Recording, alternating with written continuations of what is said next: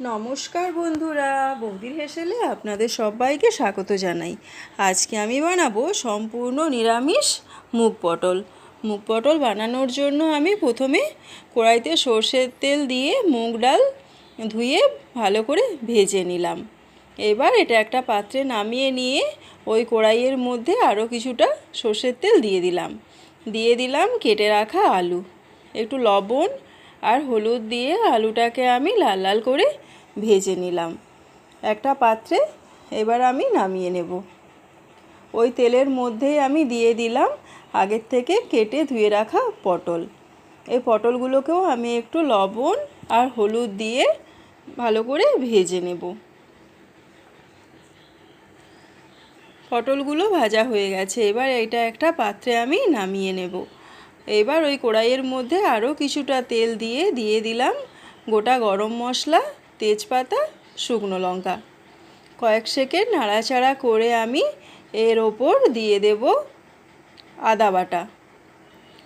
একটু নাড়াচাড়া করে দিয়ে দিলাম জিরে বাটা। আরও একটু নাড়াচাড়া করে দিয়ে দিলাম কেটে রাখা টমেটো। লবণ, হলুদ আর লঙ্কার গুঁড়ো একটু জল দিয়ে গুলে ওই মশলার ওপর দিয়ে দিলাম। এবারে সমস্ত উপকরণগুলোকে আমি খুব ভালো করে কষিয়ে নেব। দেখুন কেমন তেল ছেড়ে আসছে। এই অবস্থায় আমি আলু আর আগের থেকে ভেজে রাখা মুগ ডাল দিয়ে দিলাম। একটুখানি নাড়াচাড়া করে এর ওপর আমি দিয়ে দিলাম গরম জল। দিয়ে আমি 7-8 মিনিট মতো ঢাকা দিয়ে রেখে দেব।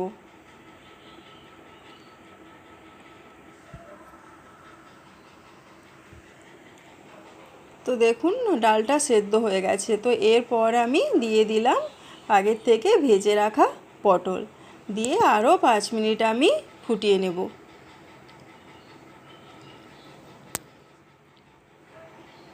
5 মিনিট ফুটিয়ে নিয়ে এর ওপর আমি দিয়ে দিলাম পরিমাণ মতো চিনি আর ঘি দিয়ে আমি এটা নামিয়ে নেব। তো বন্ধুরা, আমার এই রেসিপিটা আপনাদের কেমন লাগলো অবশ্যই কমেন্ট করে জানাবেন। আর যদি ভালো লেগে থাকে লাইক দেবেন, শেয়ার করবেন আর আমার চ্যানেলটিকে সাবস্ক্রাইব করে আমার পাশে থাকবেন।